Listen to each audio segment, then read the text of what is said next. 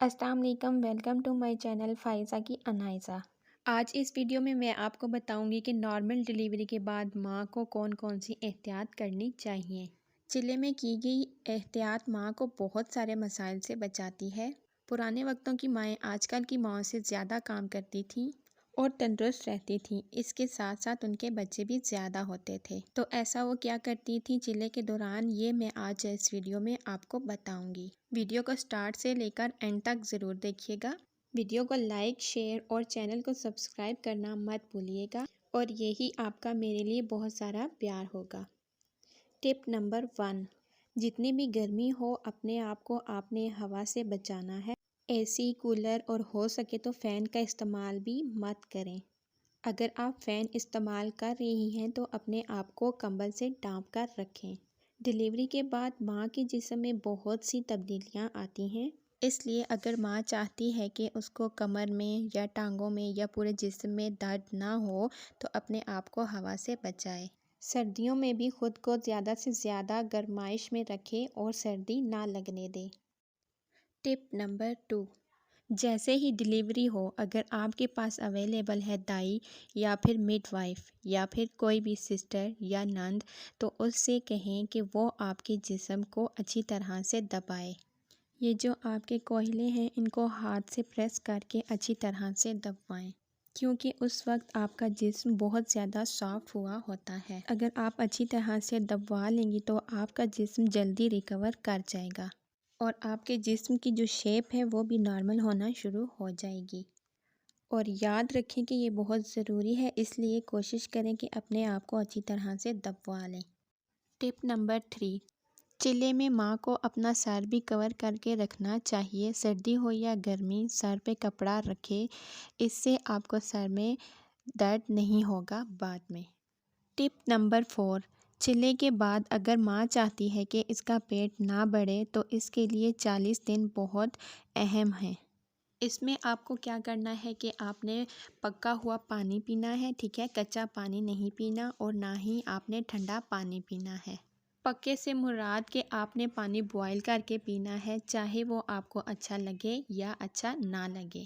اور پانی کو بوائل کرتے ہوئے آپ نے جو ہے اس میں تھوڑی سی اجوائن بھی ایڈ کر لینی ہے، اور اس بوائل پانی کو آپ نارمل کر کے پی سکتے ہیں۔ اور اگر آپ چائے یا قہوے کی طرح گرم پانی پی لیتی ہیں تو بھی یہ آپ کے لیے بہت اچھا رہے گا۔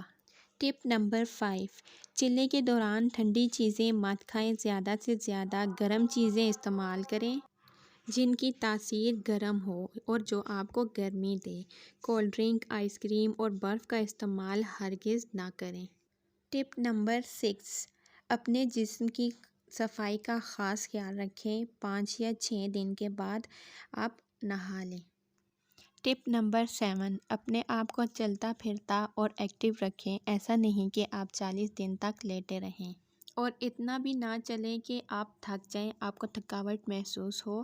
ہلکی پھلکی چہل قدمی آپ کریں، ہلکی پھلکی ایکسرسائز بھی کریں، اس سے آپ بہت جلد ریکور کریں گی اور ویٹ بھی لوز ہو جائے گا۔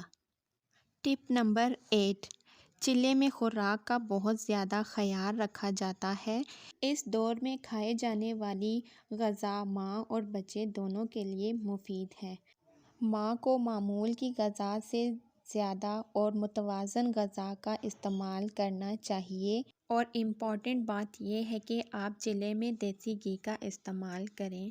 ٹپ نمبر 9، لسی، دہی اور کچے دودھ کا استعمال ہرگز نہ کریں، اس سے آپ کے لنگز میں پانی پڑنے کا خطرہ ہو سکتا ہے۔ اور دودھ کا استعمال آپ نے اس طرح سے کرنا ہے کہ دودھ کو بوائل کرتے ہوئے آپ نے اس میں تھوڑی سی بلیک پتی ڈال دینی ہے، اس طرح دودھ آپ کو نقصان نہیں دے گا، اور لسی اور دہی سے آپ ٹوٹل ہی اوائڈ کریں۔ ٹپ نمبر 10، چلے میں آپ نے اکیلا نہیں رہنا اور نہ ہی آپ نے اپنے بچے کو اکیلا رہنے دینا ہے۔ اسپیشلی رات کے ٹائم آپ نے اپنا بہت خیال رکھنا ہے کہ آپ اکیلے باہر نہ جائیں اور نہ ہی اپنے بچے کو اکیلا چھوڑیں۔ اندھیرے سے بھی آپ نے خود کو اور اپنے بچے کو بچانا ہے۔ चिल्ले के दौरान आपने बच्चे के सरहाने के पास कोई छुरी, चाकू या लोहे की कोई भी चीज़ आपने रखनी है। हमारी नानियाँ दादियाँ कहती हैं कि इस तरह से बच्चा डरता नहीं है। और इसी के साथ हम आपसे इजाज़त चाहेंगे। आप अपना और अपने साथ दूसरों का बहुत सारा ख्याल रखिएगा। अल्लाह हाफ़िज़।